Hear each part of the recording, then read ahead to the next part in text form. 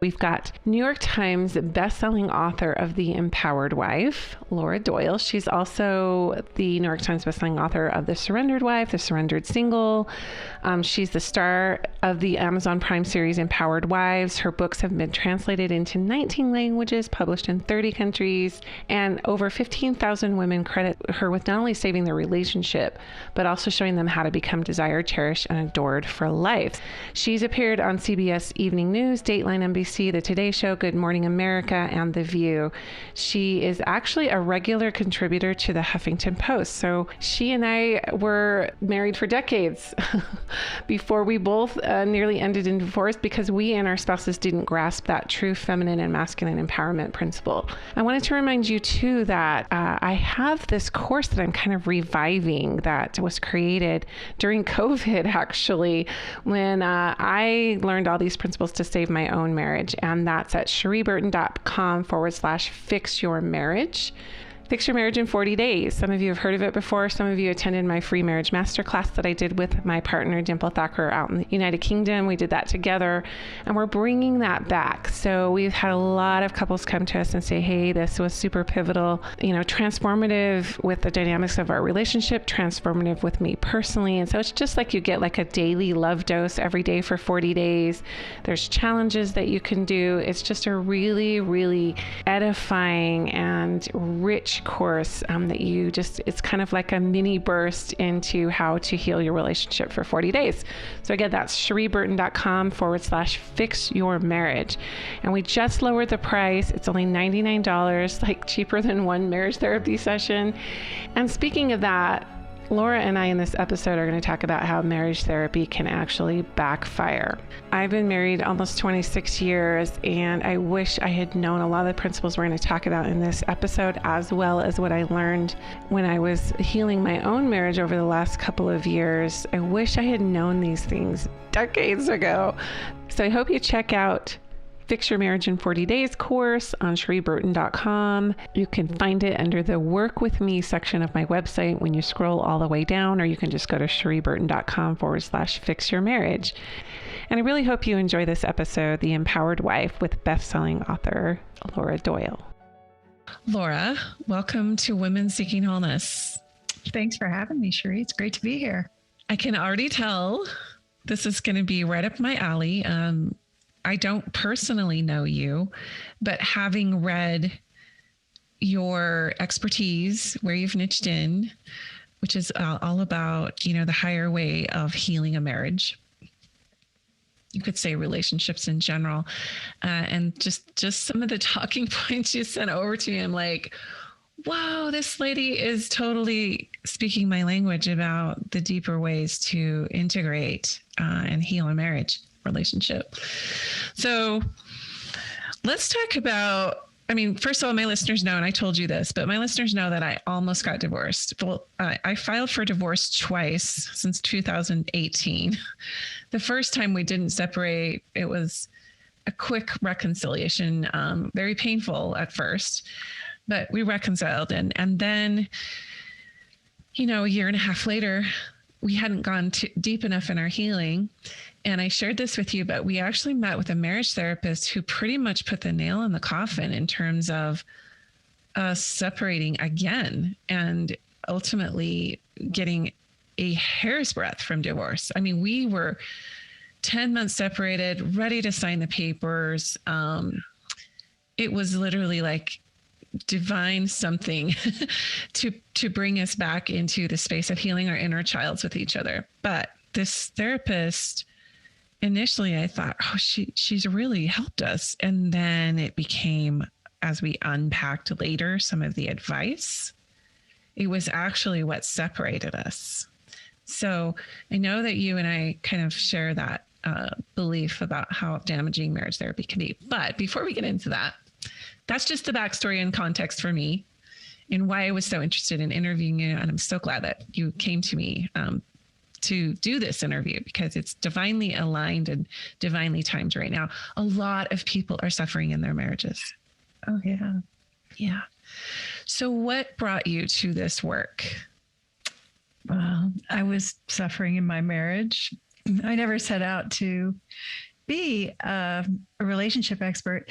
I was just trying to fix my own marriage, which we'd been married maybe 6, 7, 8 years when I thought, oh my gosh, I think I married the wrong guy.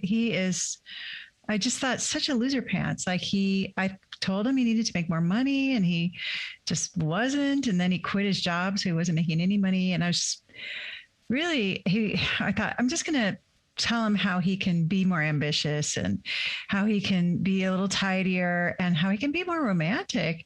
And I was doing all that like any good wife should, right? I thought. And he was so distant. Like I would try to talk to him. He would just be like turning up the volume on the TV.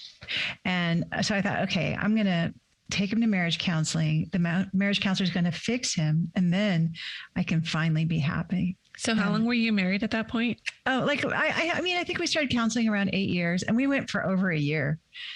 We spent $9,000 and this was a long time ago on marriage counseling. And of course she didn't fix him and that I didn't become more happy. That's not how it works, right? That's not how any of this works. And I remember I was sitting on the marriage counselor's, slate gray couch when I realized like, this is not working. I'm going to have to either get divorced or I'm going to spend the rest of my life in a loveless marriage. And I just thought of those options. I mean, I'm going to have to get divorced. That was what made sense to me. So I decided I would get divorced too. Mm-hmm. And the only problem was I was too embarrassed to get divorced. So as a last ditch effort, I started asking. Sorry, I don't mean to laugh and giggle about that, but like, it is so funny how we put other people's opinions and perceptions. That's right. The forefront versus doing what it takes to set the boundaries in ourselves. And like, I deserve love and all of that. Oh yeah. Oh yeah. Yeah. And I was very convinced it was him. Like even the counselor agreed like I was the good, wife and he was the bad husband. And so, anyway, so I started asking these women who'd been married for what seemed like an eternity. It was 15 years at the time. I thought, okay, you made it 15 years. You must know something. And they started saying things that didn't even make sense to me. I didn't even really understand what they meant. But I was so desperate. I thought, I'm just going to experiment with everything they say. I'll try it. And if it works, great. And if it doesn't work, I'll just throw it out.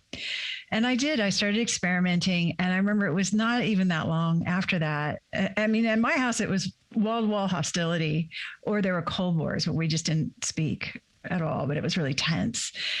And I started these experiments, and I walked through the door one time, and my husband's face lit up. He was happy to see me again. So I thought, okay, this is working. So then I knew what to do. And it wasn't hard, but it was very new. It was totally different. My parents are divorced. So I realized looking back, like, oh, I had a failed recipe I was following there. Mm-hmm. And so I knew what to do to make my marriage like fun again, not just like, okay, at least we're not getting divorced, but like it was getting like playful and the passion. He was making bedroom eyes at me again and stuff, but I couldn't get myself to do it. I remember we were driving down the street one time, we were having this big fight in the car again.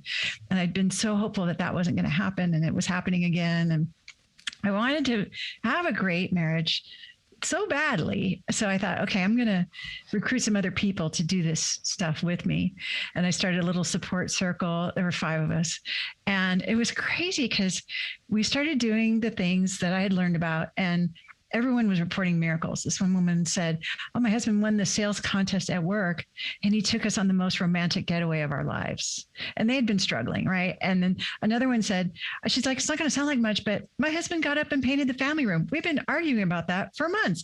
And today he's like, I'm going to paint the family room. And he did. So we knew we were onto something. And someone said, hey, can you write this down for my cousin in Florida? And I was like, sure, I'll do that. And that became my first book, which Dateline did an expose on it. And really? Yes. And it debuted at #1 on Amazon right after the Dateline. What's the name of it? It's called, well, I'm going to tell you the name. You might have to kill me afterwards, or I might have to kill you. Let's see. It's called The Surrendered Wife, which I know people get really, they imagine that I mean obedient wife, or they think that I mean subservient wife or something like that. But I was in my own little world when I named it. surrendering is just what you have to do every day, right? You Sure. might not want to be stuck in traffic, and you can't make it move. So you could use it to talk on the phone, or listen to an audiobook or music that you love. That's surrender. And a surrendered wife just knows that she can't tell her husband how to drive or what to do at work or what to eat for lunch. And she instead focuses on her own happiness. And that in turn improves the intimacy. Yeah, great. So as I'm listening to you, there's a couple of things that popped into I do have a Fix Your Marriage in 40 Days course. We're revamping it, putting it back on my website. One of the things that I have learned that I was doing for 25 years plus, because we'll be married 26 years this year, is that I was emasculating him. You know, I was mothering. You know, because as women, we can see the things that need to be done. You know, whereas a man can really just focus in on whatever's in front of him. We're seeing the whole picture. And I remember we were sitting in this marriage retreat, and all of the women were talking very openly. The husbands, we were all there. And they were saying, look, the way that you drive is literally like, I'm petrified, you know, because we see the way that our brains are wired. We see everything coming at us. So while they're weaving and dodging and everything, we literally think that, you know, we're going to get hit 1,000 times in that process. So, you know, liken that analogy to, you know, in the home, let's just say everything's coming at us. We see everything that needs to be done. Yes. We have the bird's eye view, if you will, of the things that are incomplete. And it doesn't bother them like it does us. They can take that and put it away or to the side.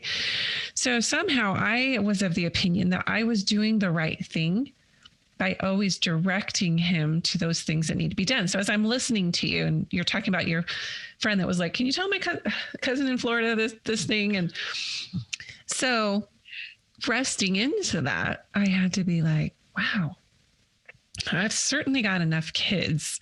I want a partner. Yes. And I still have to be super conscious about what I notice, because noticing is a feminine art. And not feeling compelled to have this whole thing, this whole perfection order thing going. So anyway, I'm curious how you got your husbands to do these things, for lack of a better word, without the old way of mothering or emasculating. Yeah. Well, it does seem like kind of a miracle when I look back on it now, because I could not get my husband to, and so much is in the approach, right? So what I used to do was say, and I felt responsible for everything because he was doing nothing as far as I was concerned. Right. So I would say things like, gosh, this kitchen is a disaster. And I thought he was going to like jump off the couch and like start cleaning the kitchen. Well, let me just tell you, that never happened. That never happened. And then finally, I kind of started to realize, like, I don't think he can even hear me. Like I would say, John, this kitchen is a disaster. And he would just hear John, wah, wah, wah, wah, wah, like Peanuts parents or something. And so, and I thought I was telling him what I wanted, but I really wasn't. I was only complaining. And I don't even think men can hear us when we're complaining. Maybe no one can hear us when we're complaining, right? So, well, your kids certainly tune you out, and after a while, your husband, right? And even your girlfriends, after a while, like, okay, we get it, right? So what I learned that I still just treasure to this day is how to trigger his hero gene, because I've asked thousands of men. I'll say, how important is it to you that your wife is happy? And Cherie, they all say the same thing. They say, oh, it's everything, or it's the most important thing. It's massive. In the United Kingdom, they say it's imperative. So thousands of men, they all say the same thing. And I thought, well, my husband doesn't care about my happiness. Like he doesn't, I can't get him to do anything to make me happy. But it wasn't until I learned how to express my desires in a way that inspires that I found that hero gene, and I was able to trigger it like crazy. So I'll give you an example. So finally I learned to say, it's the final outcome. I'll give you the formula, but I said, I would love a clean kitchen. Right. And so he goes, okay, I'll clean it. And that was like 20 years ago. And he's been cleaning it ever since. Wow. Yeah. And it's even evolved like, and at first I was like, okay, yeah, he kind of cleaned it, but what about the counters, But now, I mean, the man like cleans the sink every single day and the counters. And so Because you asked. because I expressed my desire. And so that's different than just a regular ask. It's really different than saying, would you clean the kitchen? He saw the opportunity to make me happy. And then once he clean, and I do give him all kinds of gratitude for it too. I'm like, this makes me so happy. I look at this sink. It's so beautiful. It's so clean. Right. So you expressed your embodied feeling, how it felt in your body, or how you received that, how you felt when you received that. That's right. How I felt when I received it. Exactly. Like this makes me so happy. So he sees that it's possible to make me happy, and he sees how to do it. And that man is like jumping up with a smile to do it. Mm. And this is what we see. I've seen thousands of case studies now, right? Over the last 20 years of helping empower women to fix their relationships without their man's conscious effort. And so it's just so interesting. So anytime and so recently I had wanted a pool. I've been saying for a long time, I've been saying, I want a pool, but I didn't really own that desire. I don't know how to explain that, except that I was like, well, I want a pool, but really inside I was like, that's a little too indulgent. I think it's like, that's kind of expensive. We'll have to we'll have to maintain it, whatever. And then I finally got to the point where it's like, no, I just really want it. And I was like, I would love a pool. And he's like, okay. And like, we got a contractor and he's getting permits right now. We're going to get a pool. So the guy is like, as soon as he sees, he's like, oh, okay. Now what can we do? What I have learned about the masculine is that their number one thing is they want you to make you happy. They want you to be happy. That's like the biggest turn on. To see you in your joy. Yeah. And it's so interesting because we feel like we have to display a certain persona of unsatisfaction in order to get things done. Exactly. Who taught us that? I don't know. It's the martyr. It's the female martyr syndrome or something. Right? Like it's the passive aggressive, like banging the pots and pans in the kitchen. Instead of coming out and saying what you actually... I would love a clean kitchen, right? Or I would love to go to bed early tonight, or I would love a hot bath, your shift, right? No, that's similar to starting out with I would love. That's part of the formula, right? You start out with I would love, and then you want to focus on that final outcome. So like you might say, I would love a clean kitchen. Well, he might corral the kids to clean it. Right. It's not, I would love you to clean the kitchen. I just want the outcome of a clean kitchen. So it's interesting because and then what women immediately hear, because so you don't think that your husband cares about your happiness when you're struggling, because he's feeling like, I know for me, I was so controlling, right? And he was emasculated, kind of like you were saying. Yeah. And so he has to protect that first. If your husband doesn't feel respected, if he feels like you're his mother, right? He's not, that is going to come before his desire to make you happy. But once he feels respected, then things change, right? So that's like the next piece that I you kind of have to clean up that respect piece. But once that's done, you could say, I would love, and then just the final outcome.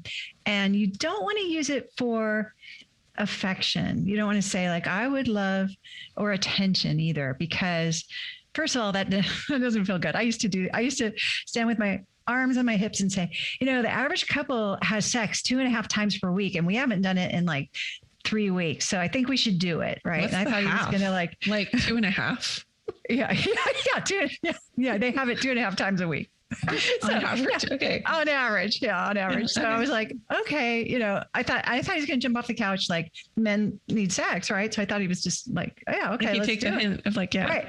No, that never worked. I was like, there's something wrong with him, because he's not interested. I couldn't even get him to want to make love to me. He was not interested. And it was because when I was showing up as his mother, which I was, well, men are not sexually attracted to their mothers, and women are not really sexually attracted to their sons either. So if you're seeing him as another huge kid, buzzkill for a man. Huge buzzkill, right? Mothering, just so yeah. So expressing your desires in a way that inspires is not is not the skill you want to use. Cause I want him to make love to me because he finds me so desirable and irresistible. I'm an irresistible magnet to him. He cannot keep his hands off of me. And that's what we have now versus me saying, I think we should have sex, and him being like, yeah, no, right. I'm watching a show. I'm watching a rerun.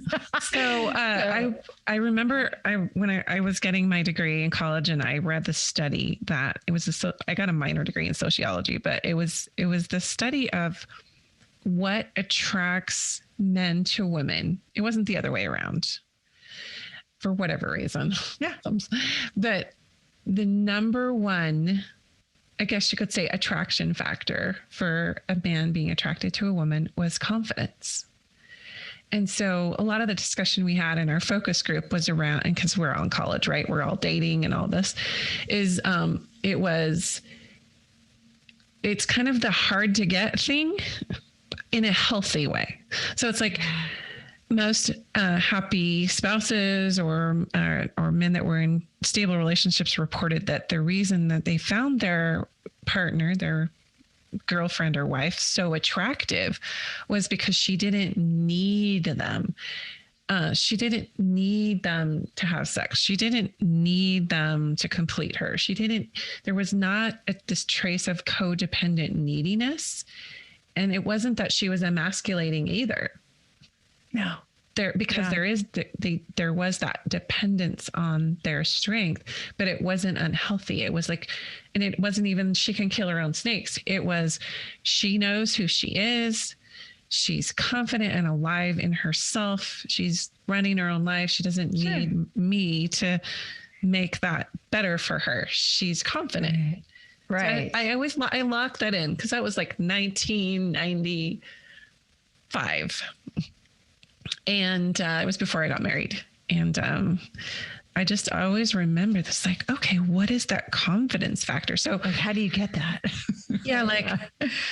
I don't want to be this like needy, clingy. There's that. Then there's the mother that you're talking about, the smother mother. And then there's the emasculating, right? So that those three dark shadows of the feminine can really come out if we're not aligned with ourselves. So true. And I think I'd even collapse maybe the smother mother and the emasculator. For me, those were pretty much the same.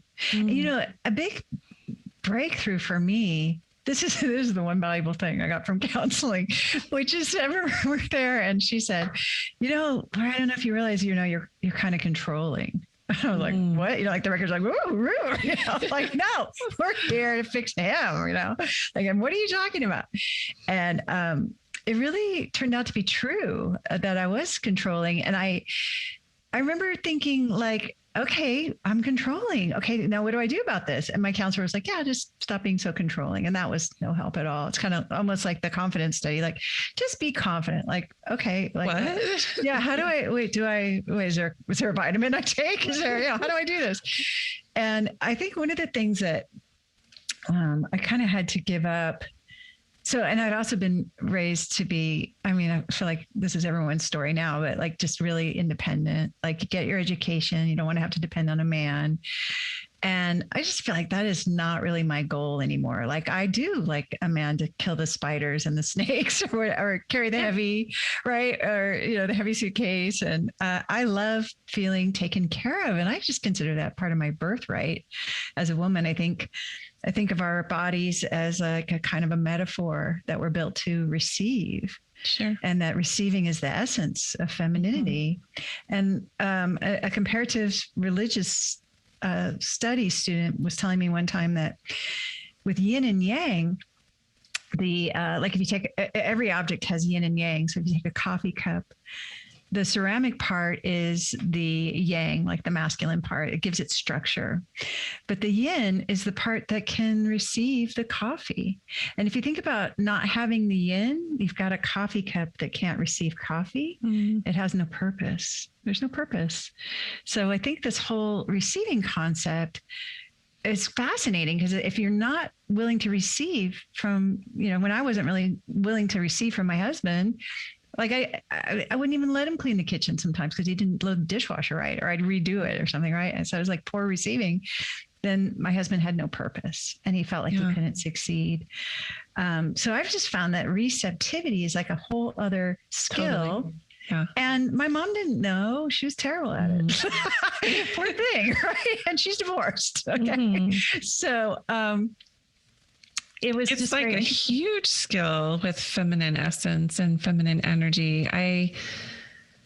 Something came to mind when you were talking about letting them lead badly.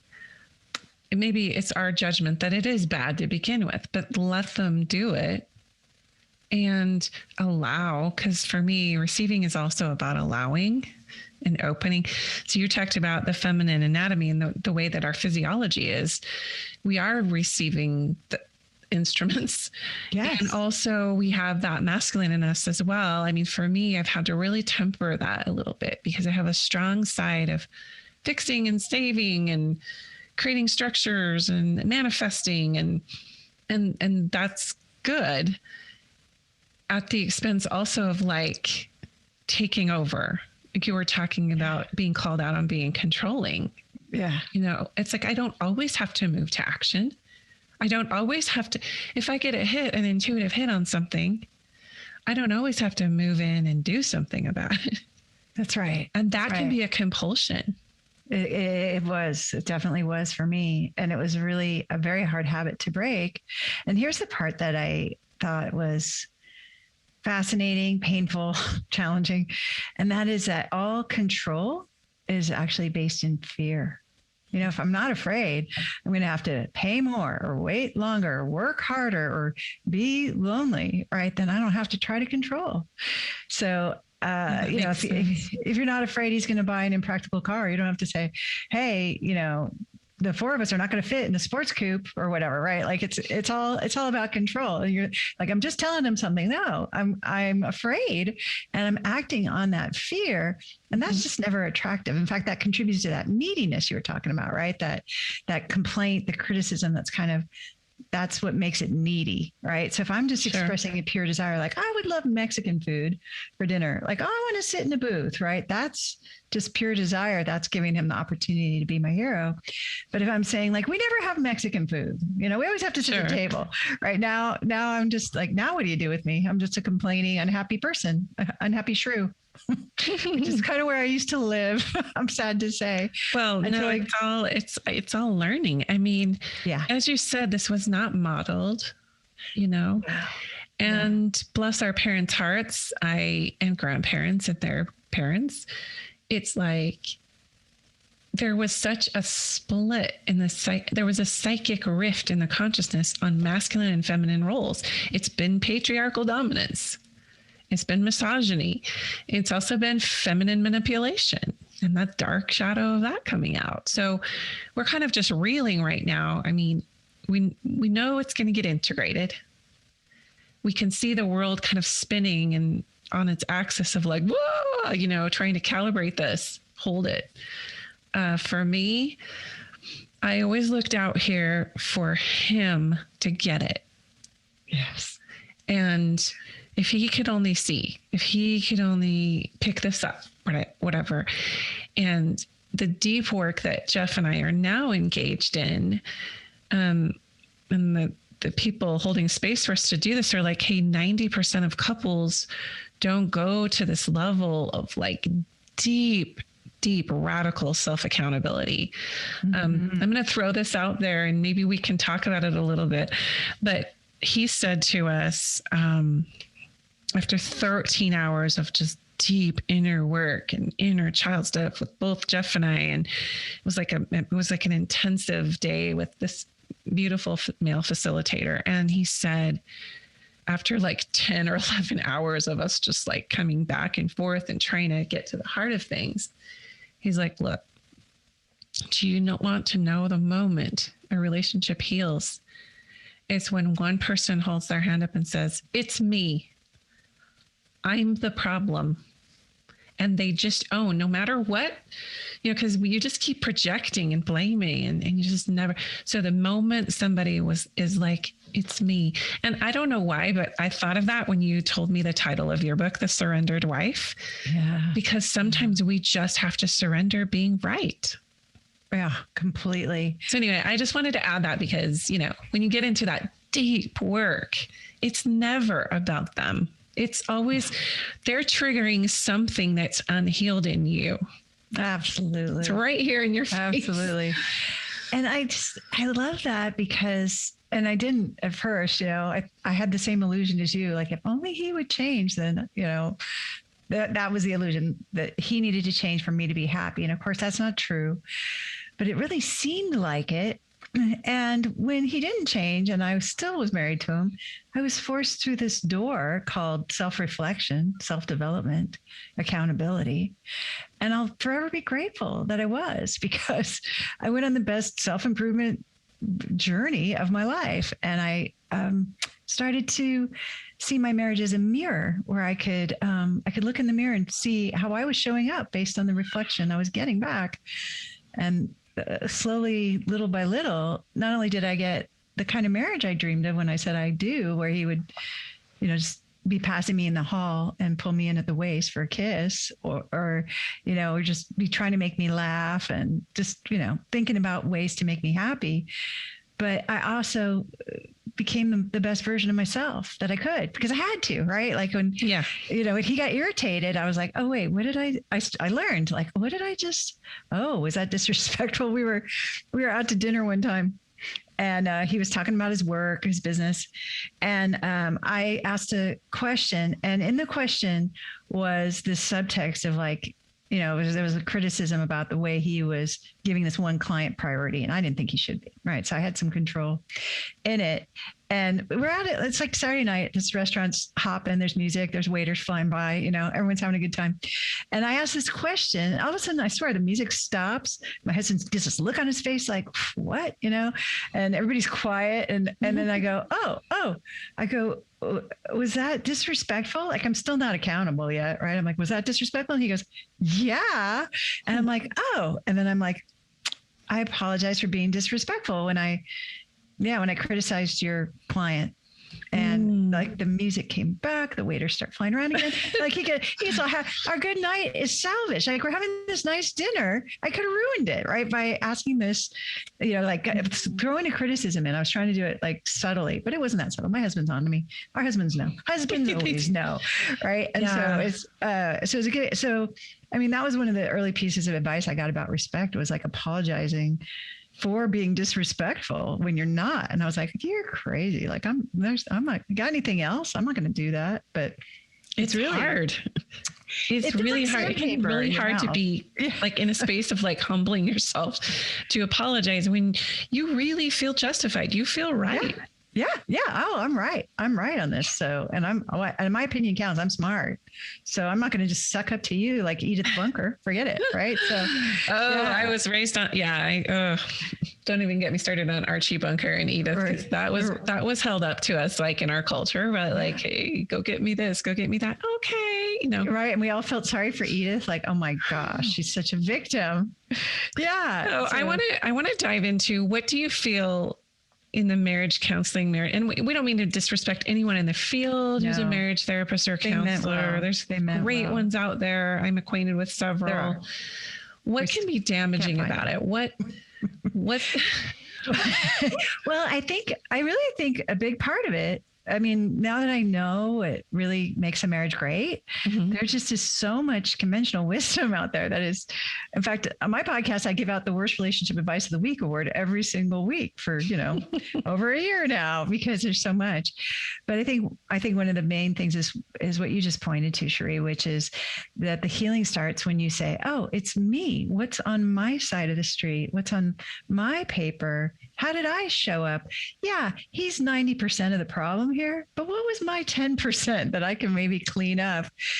And the problem with couples counseling is a lot of times you are going to, the first thing you do is tell the counselor in front of your husband, like everything he's doing wrong, usually, right? Which is incredibly disrespectful.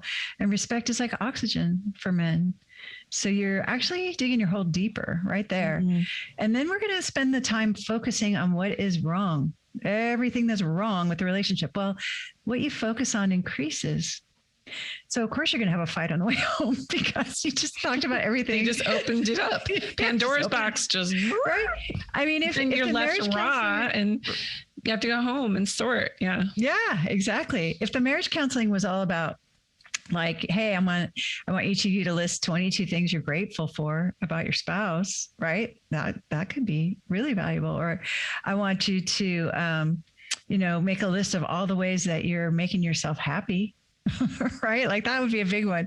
It's funny because that's like the first indispensable step, we call it on our campus, to fixing your marriage, to making your marriage playful and passionate, is I want you to make a list of 20 things that make you happy. And a lot of women are kind of stopped. They're like, well, I don't know, I take care of the kids. It's like, yeah, no, that's not about you. That's about the kids. And so it's like whether it's playing guitar, getting out your kayak, or just music that you love, or just even just giving yourself some lotion before bed. It can be simple things. But if you don't do at least 3 things a day for your own happiness, you give your relationship very little chance to be happy because, and this was profound for me at first, was only happy people have happy relationships. It's like, oh, that makes so much sense. Right. That's amazing. Right. It was such an aha. It was such a like, oh, epiphanies always sound kind of silly when you say them later, I think. But I was like, oh, they're usually so simple too. Like, right. Yeah. So what you mentioned, that respect is the oxygen for men. I have found that to be true. I have 3 brothers. I have 3 sons. I've been married almost 26 years, and so what is the aphrodisiac for women? Oh, I don't know. I guess we're not that complicated. Like, yeah, we're not. I have my own thing that makes me, I like to feel heard. Yes. I like to not just listen to, but heard.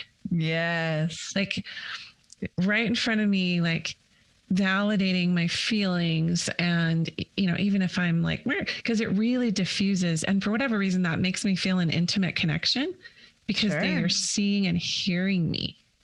That's my aphrodisiac. And a lot of other women that I talk to is feeling heard. Yeah, it makes sense. Well, this was kind of another aspect that I was really surprised to learn. And I totally get that. It's about creating intimacy, feeling heard. But the thing that a lot of them said that I was like, what? Was that they also needed close friendships with women to have happy marriages. I can see and that. It was really about, like, I know to this day, it takes, like, if I'm having a bad day, it might take 3 best friends and 2 sisters and my husband, right, to put me right. Like one mere mortal man, you're not gonna be able to do it all. Yeah, it's okay. too Like, much. we do that. We want them to react like a girlfriend. Yeah. And they're just not. They're just like, not. It's just, no.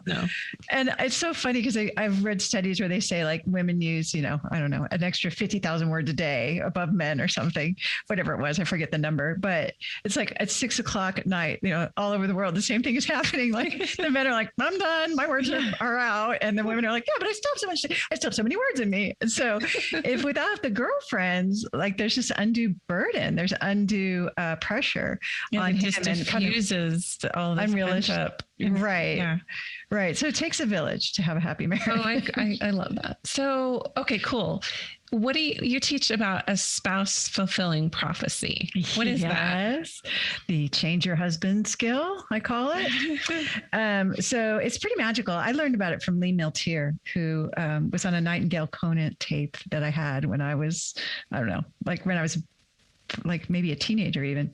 And she teaches a course on auto-suggestion, which is you saying like, I ran a marathon, or I started a successful business, or just saying to yourself, whatever it is you want to be. So, and so this woman came to Lee's course and she left and she realized, you know what, I've been auto-suggesting stuff to my husband that I really it's not what I wanted. It was like unwitting spouse fulfilling prophecy, I call them now.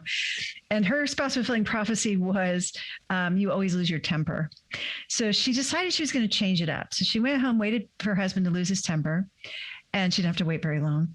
And he did. And then instead of saying, that's just like you always lose your temper, she said, that's not like you to lose your temper. And he just looked at her funny, like, what? But he didn't argue with her. But their 12-year-old son said, yes, it is, Mom. He always loses his temper. Right. Because what had he been listening to? But the mom's affirmation of him. So, but she decided she was just gonna, like, she had nothing to lose. She's just like, I'm just going to stick with this strategy. Let's just see what happens. So she kept saying, that's not like you to lose your temper. And not too long after that, they were at a restaurant and the service was slow. So the husband started fuming. He's like, I have a mind to call the manager over here and let him know how long we've been waiting, because it's been a long time. And then he stopped himself and he goes, it's not like me to lose my temper, is it? And she just about fell out of the chair because it didn't take very long. Like, people rise to our expectations, Sure. and you can reflect back the thing that you want to see, and then you can find evidence for it. So I heard this, and one of my big complaints was my husband didn't make enough money. And what he heard was, I would say, why don't you get a raise? Why don't you ask for a raise? Or why don't you get a better job? And he heard, you don't make enough money. So that was my unwitting spouse fulfilling prophecy. So I thought, well, I'm going to change it up. I'm going to start saying, you've always been a good provider. And just for fun, I started calling him Mr. Moneybags. And around that time, my husband started his own business. He'd never had his own business before, but he started one, and it was like the more successful than he'd ever been at his jobs. And it was his own thing. And it was right in his wheelhouse, and he just loved it. And so it was very easy for me to find evidence. He'd get checks in the mail, and I'd be like, oh, look, Mr. Moneybags just got a big check. And to this day, I still call him Mr. Moneybags. It felt true after not that long that this was the reality, even though it felt like a stretch to say it when I first started. Oh, yeah. So what you focus on increases, and it's like a gratitude skill. It's really a way of counting your blessings, right? Nobody's either all black or all white. Everybody's shades of gray. So you get to pick what you're going to focus on. If you're saying he's always this, why not? That's not true, right? It can't be true. How about if you say, yeah, he's sometimes that, which means, you can focus on that. I guess, that would lend itself, parenting that works well, people you work with. I can see that being a really powerful practice in general. The hardest person for us to compliment is usually the person closest to us, because like you said, they're holding that mirror up and exposing, and we're trying, so what Jeff and I have come to is our goal now is to just keep taking off the masks, and I have heard it said that the reason that relationships are so close, intimate relationships can be so powerful is it's really the only way. That person is the only one to really hold up the mirror for you. All of your other exchanges, you can wear a mask and you can have a level of connection. But if you really want true intimacy, which is into me, see, right? You probably have already heard that, into me, I see. It is to dig deep and just keep taking that mask off and setting it to the side so that you have the space to be each other. And that's hard. That's very hard to do. It requires a great deal of courage, doesn't it? And I think that was like the primary thing I was missing early on. It's so interesting because I call it being on his paper, right? All on his side of the street, like all about what he was doing, how he should get a raise, how he should clean up more, how he should be more romantic. And meanwhile, my life was kind of going by like a car with no one at the wheel, kind of feigning an injury so it could get some attention over here, right? Like there's nobody paying attention. And isn't it interesting that when I finally did learn the skills, it's just skills like driving a car, to relinquish control of the inappropriate things I was trying to control about my husband, my life emerged. I got to write a New York Times bestselling book. I started a international coaching practice. I got to go on national TV, like Today Show and Good Morning America. And and it was all terrifying. It was so scary. And I realized like, I didn't want to do that scary stuff. I was hiding out. And the way I was hiding out was being about pointing the finger at my husband. And when I stopped doing that and got brave enough to show up for my life, that's when everything just aligned. And it's been amazing. Wow. Well, this has been really enlightening for me. And it really informs my own, like, how I see, how we see life is how we see ourselves. How we see our partner is how we're actually seeing ourselves. It's always about the relationship to self. It is. And so is there just maybe a tip or something you can leave with the ladies to have that deep self-reflection or accountability so that we're not always projecting and blaming, but that we're actually coming home here and looking inside? So I love that invitation. Thank you so much, Sheree, because one of my favorite things about being a woman and having feminine power, feminine, like emotional brilliance, is recognizing that desire is the seat of feminine power. Desire. So when I know what I want and when I'm willing to honor it and not be like, oh, maybe somebody else wants it, right? Or, maybe I'm taking too much. If I'm willing to say, I would love this. And how do I get into my desires? I could take a complaint, which is just a lazy desire, and I can flip it upside down, right? Mm-hmm. So like, this kitchen is a disaster is the complaint, right? Mm-hmm. The desires, I would love a beautiful kitchen, a clean kitchen. I remember one woman she said, well, I also want my husband to make more money. And it's like, money's a means to an end, right? So it's like, well, what would you have if he made more money? And she's like, then I could buy myself things. And then things is still kind of vague, right? There's still no desire there. And I said, well, what kinds of things could you buy? And she goes, well, I need new boots. And so her desire was, I would love new boots, right? That's it. She just would love new boots. So if you can take your complaints, flip them upside down, create those desires, and then honor them, write them down on a piece of paper, say them out loud, say them to yourself, say them to your husband. I remember deciding I wanted to have my own TV show because I'm so passionate now about getting every woman the 6 intimacy skills so she doesn't have to suffer like I did in my marriage without just knowing, not having the right information. So I said, I would love to have a TV show. And I thought that was pretty terrifying too. And then that morning I was having an event and my coaches were there and I said, you guys, I just want to let you know, I would love to have my own TV show. I'm kind of nervous, but I'm excited and I'd like to do it. Do you know that night, an Emmy-winning producer came to the event, and afterwards she stayed late. And she said, "Have you ever thought about having your own TV show?" And within a few months, I had a series on Amazon Prime, just from honoring that desire. So it's really just incredible how much power we have. Women can move mountains without moving a muscle. If we honor our desires. And that's that beautiful, powerful feminine energy that invites in. And I love that. Desire is the seat of feminine power. That's right. I have done episodes just coming back into honoring the desires of our hearts, honoring our sexual desires, honoring our longings, our dreams, our whatever is there that we're not seeing. We're not putting the microscope or the flashlight or the magnifying glass on those desires. So that is a perfect place for us to kind of wrap this up, to circle it back. Where can people find you, Laura, online? Well, I have something kind of fun going on right now. It's totally free. They can go and get the Adored Wife Roadmap, which just kind of lays out the 6 steps. It also talks about the 3 mistakes that everybody seems to be making when they're trying to get their husband's time or attention or affection.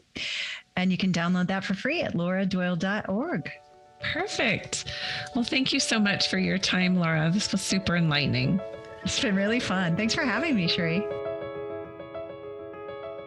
So one of the things I loved about this episode is when Laura talked about receptivity being a skill, something to be developed, because receiving is the essence of femininity and being in the mystery in a relationship, as well as, advocating for ourselves and voicing our own power. She said, desire is the seat of feminine power. We need to be able to remain seated in a space of knowing our wants and communicating our very clear wants. Thanks for listening. And remember, you can go to shereeburton.com/fix your marriage to get that Fix Your Marriage in 40 Days course for $99. Again, less than the price of one marriage therapy session. And I am so grateful that I learned these tools. I'm grateful to women like Laura and my partner in the United Kingdom, Dimple Thacker, who all of us just so passionate about saving marriages and rescuing relationships from demise and from really ignorance. That's what it is. It's not knowing any better. So have a beautiful week, and I'll talk to you next time on Women Seeking Wholeness.